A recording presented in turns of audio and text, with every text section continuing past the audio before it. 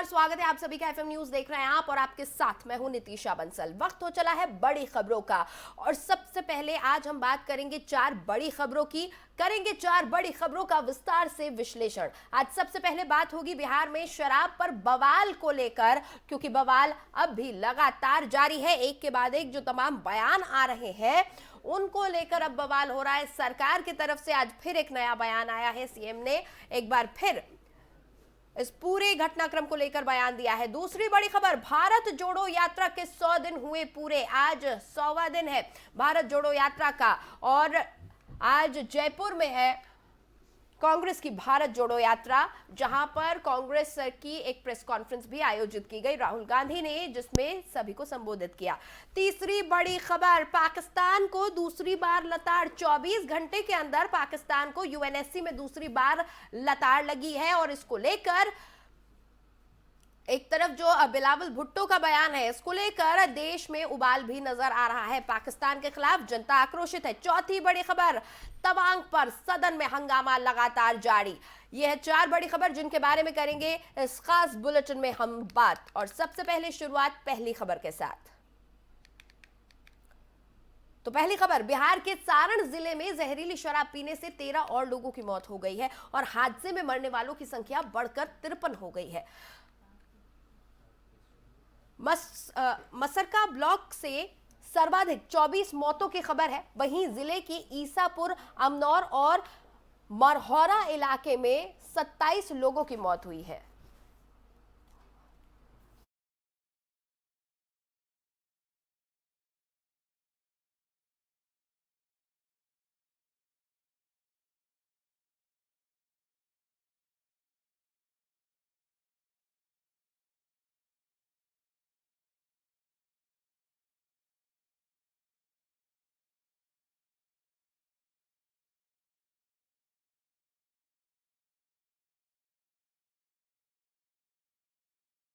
मृतकों की संख्या अब भी बढ़ सकती है क्योंकि 12 लोगों का अस्पताल में इलाज चल रहा है। इनमें से 5 की हालत नाजुक बताई जा रही है। वहीं बताया जा रहा है कि जहरीली शराब की वजह से कुछ लोगों की आंखों की रोशनी चली गई है। पुलिस ने अब तक मामले में 4 आपूर्तिकर्ताओं सहित 123 लोगों को हिरासत में लिया है। बिहार सरकार ने सारण जिले में जहरीली शराब पीने से हुई मौतों की जांच के लिए एक विशेष जांच दल एसआईटी का गठन किया है। जहरीली शराब घटना के सभी पहलुओं की जांच करने के निर्देश दिए गए हैं। सारण जिले के मशरक थाना अध्यक्ष और चौकीदार को ड्यूटी पर लापरवाही बरतने के लिए तत्काल प्रभाव से निलंबित कर दिया गया है। और बिहार विधानसभा में भी इस मुद्दे को लेकर सत्ता पक्ष और विपक्ष में जमकर तकरार देखने को मिल रही है। इस वक्त हमारे साथ तारकिशोर प्रसाद जी जुड़ चुके हैं। डिप्टी सीएम रहे हैं बिहार के और बीजेपी से संबंध रखते हैं। बहुत बहुत स्वागत है सर एफएम न्यूज पर आपका। तारकिशोर जी, आज हमने एक बयान सुना। सरकार का तो ये कहना है कि इस पूरे मामले में ना तो कोई मुआवजा दिया जाएगा और ना ही कोई संवेदना है उन लोगों के लिए जो लोग जहरीली शराब पीने से मरे हैं। आपका इस पर क्या आपकी प्रतिक्रिया है सर? देखिए, ये दुर्भाग्यपूर्ण बयान है। अगर जहरीली शराब समाज के कमजोर तबके तक आसानी से रही है तो कहीं न कहीं जो बिहार का शासन तंत्र है उसमें काफी लैप्सेज है जो ये जहरीली शराब को और मौत के सौदागर को उन तक आसानी से पहुंचा रहा है। हाँ। और इसके लिए सरकार जवाबदेह है। सरकार को कार्रवाई करनी चाहिए और जो काल कलवित हो गए हैं उनके परिवार, उनके परिजन का कोई दोष नहीं है। वो समाज का ऐसा तबका है जो कहीं न कहीं श्रम पर, मजदूरी पर वो निर्भर है। तो उनके परिवार के बारे में चिंता करना सरकार का दायित्व है।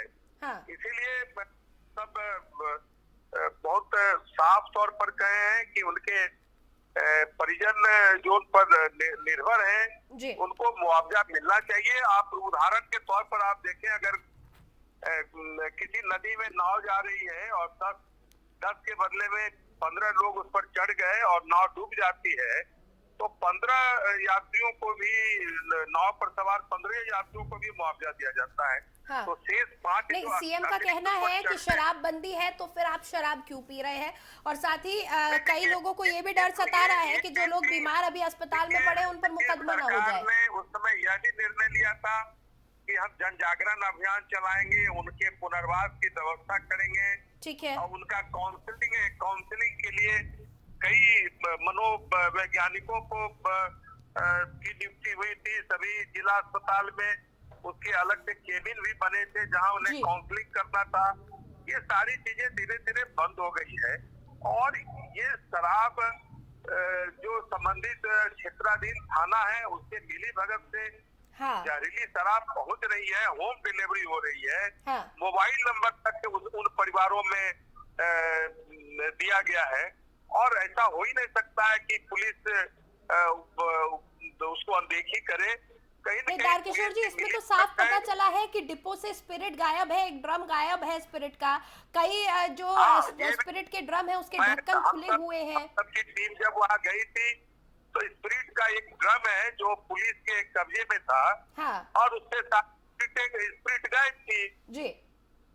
तो ये कहीं न कहीं सरकार के जो कर्मी हैं, जो इन सारी चीज के जो जब्ती के कस्टोडियन थे, आखिर उन पर ये लायबिलिटी फिक्स होनी चाहिए। देखिए साफ है, इसको सरकार संवेदनहीन है। सरकार को पूरी संवेदनशीलता से इसे देखना चाहिए था। सरकार आगे से कैसे ये सारी चीजें रुके, इसके लिए कोई उसके पास रोड मैप नहीं है। सबसे दुर्भाग्यपूर्ण स्थिति है कि इनके पास कोई रोड मैप नहीं है। सिर्फ शराब नहीं पीना चाहिए, ये तो ठीक है, नहीं पीना, हम लोग भी उसके साथ हैं। हम लोग भी बिहार विधानसभा में जो प्रस्ताव आया था हम लोगों ने भी समर्थन किया था, क्यों नहीं करेंगे। शराब पीना तो किसी भी हालत में अच्छी बात तो है नहीं। बिल्कुल। बहरहाल फिलहाल जो नजर आ रहा है संवेदनहीन तो नजर आ ही रही है सरकार, लेकिन काफी हद तक इस पूरे मामले पर सियासत ने जोर पकड़ लिया। बहुत बहुत शुक्रिया तारकिशोर जी हमारे साथ जुड़ने के लिए। जी धन्यवाद।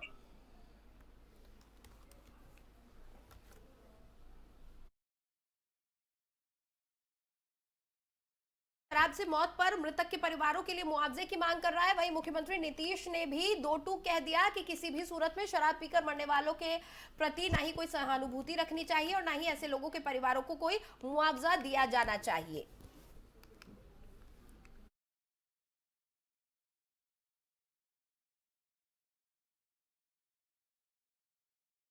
पिया तो मरा, मत पियो, मरोगे, इसका तो और ज्यादा हम प्रचार करवाएंगे।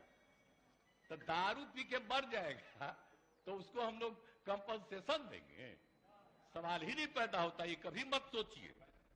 और नहीं, अगर यही करना है तो सब मिलके तय कर लीजिए। खूब कहिए कि शराब पियो, इसलिए ये सब बात ठीक नहीं है। पिएगा, गड़बड़ पिएगा, मरेगा। तो इसलिए इस बात का ध्यान रखिए। हम इससे आग्रह करेंगे। आई कैसे होगा? कम्युनिस्ट पार्टी भी आखिर इसके पक्ष में है। शराब के सख्त खिलाफ है, इसलिए सब चीज का ध्यान रखिए। और आप लोग तो मान लीजिए कि नए हैं, हम लोगों का रिश्ता आज का नहीं है, बहुत पुराना रिश्ता है। हम लोग सोशलिस्ट हैं, कम्युनिस्ट हैं, सबका रिश्ता कितना है। हम आपको ऐसे ही बता दें, जब हम पार्लियामेंट का चुनाव लड़ते थे और पार्टियां साथ नहीं थी, फिर भी सारे सीपीआई सीपीएम के लोग हमको मदद करते थे। इतना ज्यादा हमारा संबंध है आज का ही। तो इसलिए कृपा करके हाथ जोड़ के प्रार्थना करेंगे, पिया तो मरा। और दूसरी बड़ी खबर, आतंकवाद को लेकर पाकिस्तान को हर अंतर्राष्ट्रीय मंच पर किरकिरी झेलनी पड़ रही है। भारत भी लगातार पाकिस्तान को आईना दिखाने का काम करता है। यूएनएससी में विदेश मंत्री एस जयशंकर की फटकार के बाद बौखलाए पाकिस्तानी विदेश मंत्री बिलावल भुट्टो जरदारी ने पीएम मोदी को लेकर एक विवादित बयान दिया, जिसमें उन्होंने पीएम मोदी को गुजरात का कसाई कहा था। अब इस बयान को लेकर भारत सरकार की तरफ से पाकिस्तान को करारा जवाब दिया गया है। भारत सरकार ने पाकिस्तानी विदेश मंत्री के इस बयान को पाकिस्तान की बौखलाहट बताया है। भारत ने कहा कि हमें यूएन में 26/11 पर पाकिस्तान को एक्सपोज किया तो वो इसको लेकर बौखला गया है।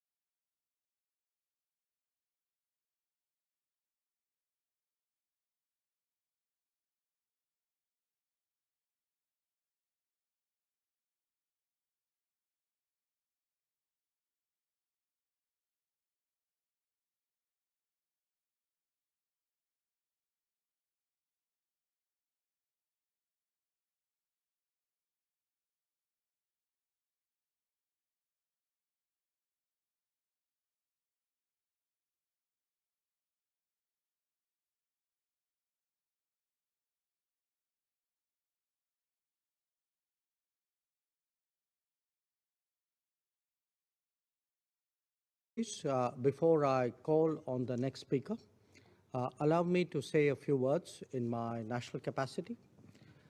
We are obviously focused today on the urgency of reforming multilateralism. We will naturally have our particular views, but there is an ongoing convergence, at least, that this cannot be delayed any further. The credibility of the UN depends on its effective response to the key challenges of our times, be it pandemics, climate change, conflicts, or terrorism. While we search for the best solutions, what our discourse must never accept is the normalization of such threats. The question of justifying what the world regards as unacceptable should not even arise. That certainly applies to state sponsorship of cross-border terrorism. Nor can hosting Osama bin Laden and attacking a neighboring parliament serve as credentials to sermonize before this council. That said, I thank all council members for their contributions. I now resume my duty as the President of the Council. I now give the floor to His Excellency, Mr. Fariz Razaev, Deputy Minister of Foreign Affairs of Azerbaijan. Before I call on the next speaker,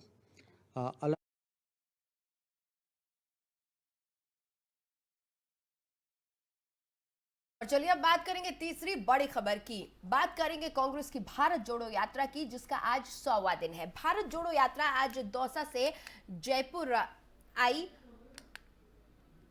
और यहां पर गायिका सुनिधि चौहान के गीतों का live performance भी होना है। भारत जोड़ो यात्रा फिलहाल 8वें राज्य यानी कि राजस्थान में है। इससे पहले तमिलनाडु, केरल, कर्नाटका, तेलंगाना, आंध्र प्रदेश, महाराष्ट्र, मध्य प्रदेश में ये यात्रा पूरी हो चुकी है। 19 दिसंबर को अलवर में राहुल गांधी एक सार्वजनिक सभा को संबोधित करेंगे। 24 दिसंबर को भारत जोड़ो यात्रा दिल्ली में प्रवेश करेगी और उसके बाद उत्तर प्रदेश, हरियाणा, पंजाब के रास्ते जम्मू कश्मीर पहुंचेगी। इस यात्रा से 2024 के लोकसभा चुनाव के पहले पुनरुद्धार की राह पर चल रही कांग्रेस को कई ऐसे सवालों के जवाब मिल गए हैं जिनकी उसे लंबे समय से तलाश थी। हालांकि सवाल बरकरार है कि क्या यह यात्रा चुनावी फायदा दिलाने में सफल होगी। अब तक 2800 किलोमीटर से ज्यादा पदयात्रा कर चुके राहुल अपने समर्थकों के साथ साथ विरोधियों का भी ध्यान आकर्षित करने में कामयाब रहे हैं। फिल्मी सितारों से लेकर अकादमिक विशेषज्ञों तक विभिन्न क्षेत्रों के दिग्गज हस्तियां भी समय समय पर उनके साथ कदमताल करती नजर आई हैं।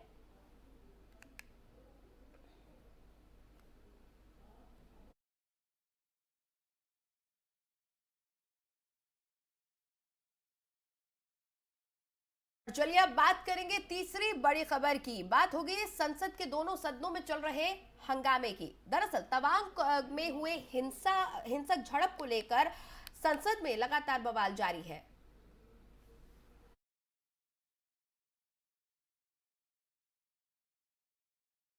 लेकिन राज्यसभा में ज्यादा प्रतिक्रिया देखने को मिल रही है। अरुणाचल प्रदेश के तवांग में चीनी अतिक्रमण सहित विभिन्न मुद्दों पर विपक्षी सदस्यों के हंगामे के कारण आज राज्यसभा की कार्रवाई बार बार स्थगित की गई।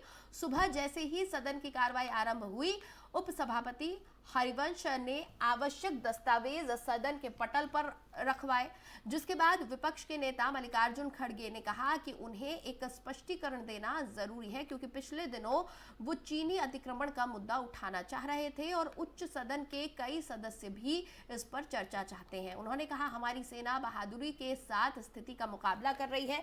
राष्ट्रीय सुरक्षा से जुड़ा ये बेहद गंभीर मुद्दा है और पूरे देश और दुनिया की निगाहें इस पर लगी हुई हैं।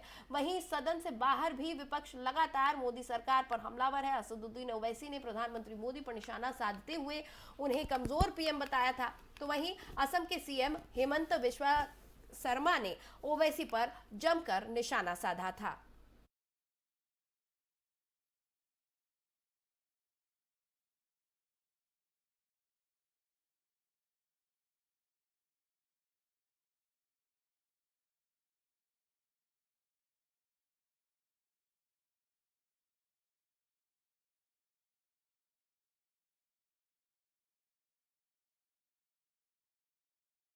में तवांग को लेकर लगातार हमलावर नजर आ रहा है विपक्ष और सरकार को घेरने की कोशिश की जा रही है। एक तरफ मल्लिकार्जुन खड़गे लगातार सरकार से सवाल कर रहे हैं। बीते रोज भी उन्होंने पूछा था कि क्या भारत के संसद में चीन के खिलाफ बोलना मना है, क्या भारत की सरकार को प्रधानमंत्री की लाल आंखों पर चीनी चश्मा चढ़ गया है।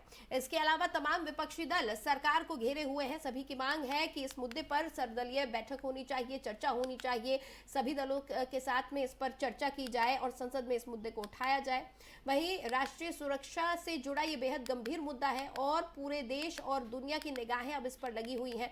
सदन के बाहर भी लगातार विपक्ष मोदी सरकार पर हमलावर नजर आ रहा है। असदुद्दीन ओवैसी ने प्रधानमंत्री मोदी पर निशाना साधते हुए उन्हें कमजोर पीएम बताया, तो वहीं असम के सीएम हेमंता बिस्वा शर्मा ने ओवैसी पर जमकर निशाना साधा।